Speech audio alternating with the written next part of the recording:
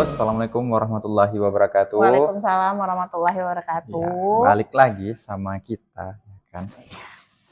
Dalam BPJS Kesehatan On Air KC Tapak Tuan, ya kan? Hari ini mungkin udah pada kenal ya sama, Iya. udah sering ya Wan ya? 2 kali. 2 kali ya. Oke. Ya, oke. Hari ini kita kedatangan bintang tamu ya kan, dari Mutu layanan. Mutu layanan kepesertaan ya kan. Ini karena hari ini kita bahas tentang apa Van? Tentang masalah administrasi BPJS Kesehatan. Iya. Kenapa sih keaktifan BPJS itu penting? Betul Nah, itu ya sekali. teman-teman. Karena di bulan Ramadan ini itu kayaknya wajib ya. Mana tahu nanti bepergian ya, sakit di jalan ya kan gitu. Pagi nanti akan mendekati musim mudik, Mudik, kalau ya. misalnya mau berobat di luar dari daerah, itu sebenarnya bisa diakomodir. Ini yang akan kita jelaskan nantinya juga. Jadi mungkin perkenalkan diri dulu ya, Iya. mungkin tahu lupa ya. Tak kenal maka tak sayang. Mari kita perkenalkan diri terlebih dahulu. Saya yang akan memandu acara ini ya. Saya Jimus dari KC Tapak Tuan ya, yang memandu acara ini selama 45 menit ke depan ya kan. Ini narasumber kita dengan Halo, perkenalkan nama saya Fani. Saya dari BPJS Kesehatan Kantor Cabang Tapak Tuan, khususnya di bagian mutu layanan kepesertaan ya. Iya. Garda terdepan apabila mau datang ke kantor BPJS itu jumpai kami di sini. Iya. Siap melayani sepenuh hati. ya kan? Iya. Jadi sebelum kita sambil nunggu pertanyaan dari teman-teman ya yang udah bergabung di live ya, silakan kasih pertanyaannya ke kita. Insya Allah nanti kita bantu jawab semaksimal mungkin sampai teman-teman sobat JKN semua mengerti ya kan. Jadi untuk mengawali kita mungkin boleh sedikit dijelasin nih Van. Pentingnya keaktifan ini dalam artian bukan hanya sekedar apa ya, mengecek aja kan dia aktifnya. Tapi kita harus tahu kita terdaftar di mana, ya kan? Karena kalau mau berobat itu nanti jadi salah satu pilihan ya kan. Jadi boleh dikasih tahu ke teman-teman kenapa harus aware gitu dengan kepesertaan BPJS Kesehatan ini. Baik teman-teman semua atau sobat JKN, sebenarnya keaktifan itu penting untuk teman-teman ketahui semua apakah status BPJS-nya aktif atau enggak, dan juga terdaftarnya di segmen mana. Karena sebenarnya kita ini di BPJS Kesehatan ini banyak segmennya, tergantung teman-teman terdaftar di segmen yang mana.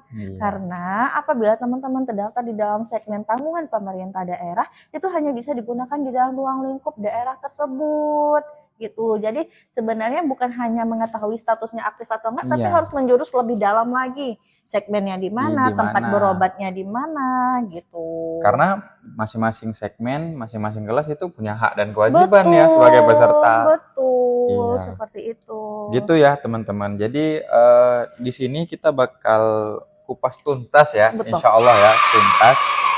Bakal kita jelasin sampai teman-teman semua paham gitu. Kenapa penting untuk peduli gitu keaktifan BPJS Kesehatan ini. Nah, ini udah ada pertanyaan ya Pak? Iya, udah rame nih ya. Makasih ya teman-teman sudah mengirimkan pertanyaannya. Ya kita mulai nih dari yang pertama. Kak, dari Kak Ria Apriliani 600. Iya, benar.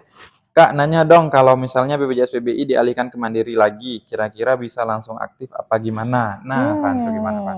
Gini, jadi ada aturan terbarunya kan? Bisa aktif langsung. Bisa sebenarnya kalau mau diaktifkan langsung.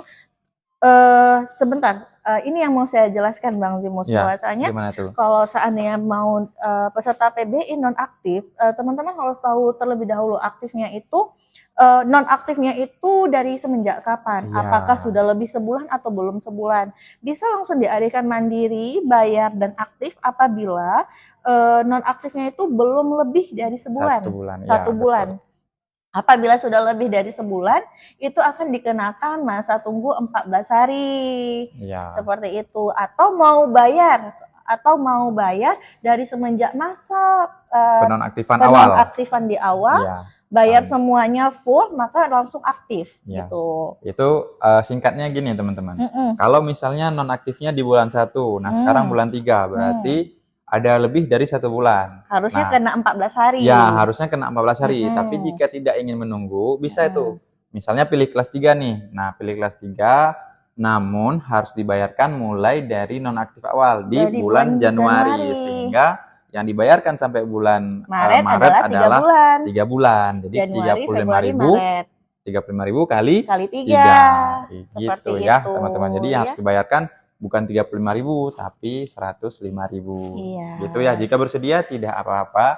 Itu memang ada regulasinya. Kalau memang tidak mau menunggu, bisa lakukan dengan cara itu. Iya. Oke, kita lanjut. Nomor 2. Ya.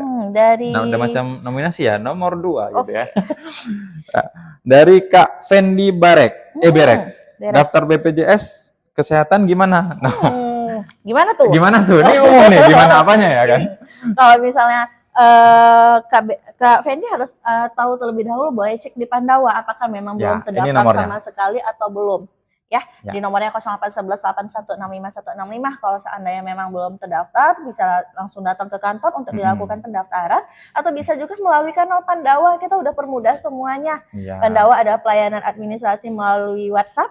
Pilih kategori administrasi, kemudian baru untuk melakukan pendaftaran mandiri. Seperti itu. Iya, oke.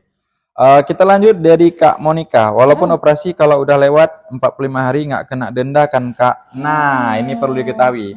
Jadi untuk kepesertaan mandiri, jika memang menunggak, itu ada namanya denda layanan. Betul. Dan itu berlakunya tenggatnya 45 hari. Semenjak dilunasi tunggakan iurannya. Nah, tapi perlu diingat nih, denda layanan itu muncul hanya kalau dirawat inap. Betul. Nah, misalnya teman-teman nih cuman rawat jalan, berobat datang ke poli, terus datang pagi langsung pulang gitu di hari yang sama, itu tidak ada denda layanan. Nah, denda layanan itu berapa? Denda layanan itu sebesar 5% dari jumlah layanan yang diterima ketika rawat inap gitu. Jadi pertanyaan Kakak ini, kalau udah lewat 45 hari gimana Kak? Nah, sudah pasti tidak ada dendanya gitu.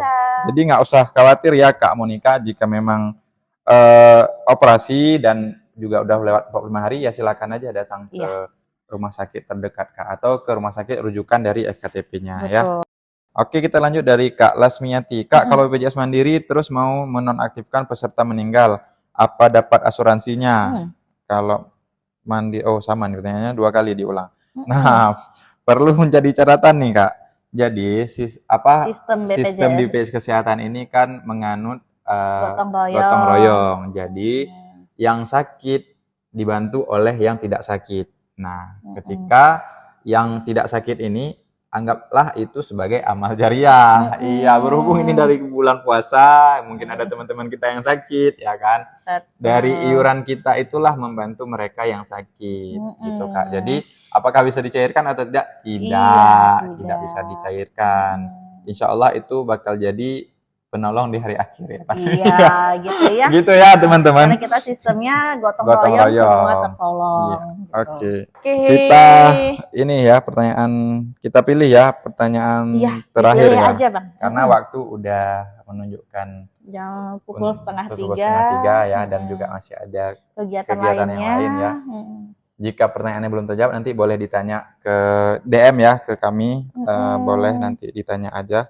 Oke, kita jawab nih pertanyaan terakhir Kak. Ada yang tanya, Kak, kalau bayi baru lahir umur 28 hari baru diurus, itu kena denda nggak? Dari Kak Irmayanti. Itu gimana Pak? Anak bayi baru lahir, tapi ketika umur 28 hari baru diurus nih. Baru diurus. Tergantung lagi untuk jenis kepesertaan ibunya itu apa. Nah, dicek lagi kalau seandainya ibunya itu segmennya adalah mandiri, di mana lakukan pembayaran pribadi setiap bulannya, nanti itu anaknya akan terhitung semenjak bayi itu lahir. Jadi kalau seandainya lahirnya di bulan Februari, 28 harinya itu sudah masuk ke bulan Maret, jadi terhitung bayi ketika didaftarkan itu adalah semenjak dari Februari, maka lakukan pembayarannya 2 bulan. Iya, betul. Jadi tergantung lagi dari jenis kepesertaan ibu. Kalau seandainya ibunya terdaftarnya sebagai tanggungan pemerintah, itu tidak masalah sama sekali. Kalau mau didaftarkan silahkan, yang penting di-upgrade dulu kakaknya menjadi kakak yang terbaru. agar bayi itu mempunyai NIK ya. Iya, Karena kalau nggak ada NIK juga nanti akan kita akan nonaktifkan nonaktifkan lagi kembali karena setelah 3 bulan iya. usia bayinya. Mm-mm. Gitu. Oke ya teman-teman, terima kasih kepada teman-teman semua yang sudah Terima bergabung kasih pada semua. live kita hari ini ya. Pertanyaannya cukup menarik ya. Semoga tadi yang udah terjawab. Karena tadi mirip-mirip ya, Van. Iya, sebenarnya mirip-mirip Pertanyaannya mirip-mirip. Semoga yang tidak terjawab bisa terjawab dengan pertanyaan dari teman-teman yang lain gitu. Betul. Karena tadi sekilas memang banyak yang sama pertanyaannya. Iya. Oke, mungkin sekian ya live kita pada hari ini. Terima kasih ya atas antusiasnya Ya, atas yang luar antusiasnya. biasa. Kemudian untuk teman-teman yang belum terjawab pertanyaannya, boleh di DM ke TikTok kita JKN Batuah bisa, atau di Instagram JKN_Batuah juga. Betul. Gitu. Kita Nanti akan usahakan ya untuk menjawab setiap pertanyaan yang dikirimkan ke kita bakal kita bantu jawab iya. ya. Oke, mungkin sekian ya live kita pada hari ini ya. Jangan lupa untuk tetap pantengin IG JKN Batuah karena kita akan live setiap minggunya di hari Kamis. Ya, hari Kamis ya. Dan waktunya itu kemungkinan selalu di siang hari. Siang hari dan jangan lupa untuk pantengin juga untuk Instagram JKN Batuah karena kita akan memberikan informasi terupdate seputaran dari BPJS Kesehatan gitu. Dan juga banyak testimoni dari peserta-peserta yang sudah menerima pelayanan dari BPJS Kesehatan. Gitu ya, teman-teman. Sekian live kita pada hari ini. Jika ada salah kata kami mohon maaf ya. Saya akhiri. Assalamualaikum warahmatullahi wabarakatuh. Dadah.